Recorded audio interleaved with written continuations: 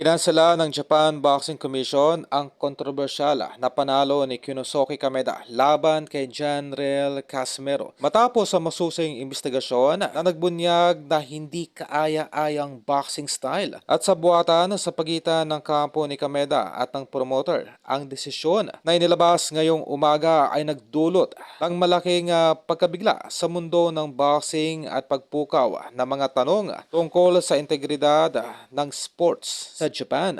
Ayon sa opisyal na pahayag ng JBC, ang investigasyon ay nagpakita ng malinaw na ebidensya ng paglabag sa mga regulasyon ng boxing, partikular na binanggit ang excessive holding at deliberate backpedaling o yung pag-atras ni Kameda na hindi umano nabigyan ng sapat na aksyon ng referee sa laban. Bukod pa rito, natuklasan ang mga irregularidad sa kontrata ng laban na nagpapahiwatig ng posibleng sabwatan upang paboran itong si Kameda.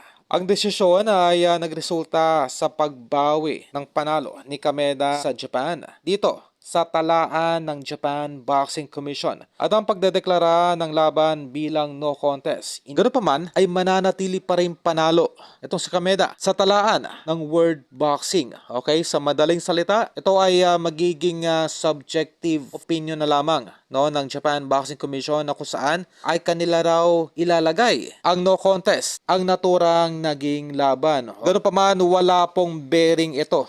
Sa madaling salita, ay pinapalabas lamang ng Japan Boxing Commission na sila ay hindi po nakontento sa naturang naging laban pero hindi po maaalis. Hindi na po mababago pa yung naging resulta at talaan sa World Boxing na kung saan ay panalo pa rin itong si Kameda. Kahit mapatunayan pa na nagkaroon ng dayaan dito sa magpinsang Kameda.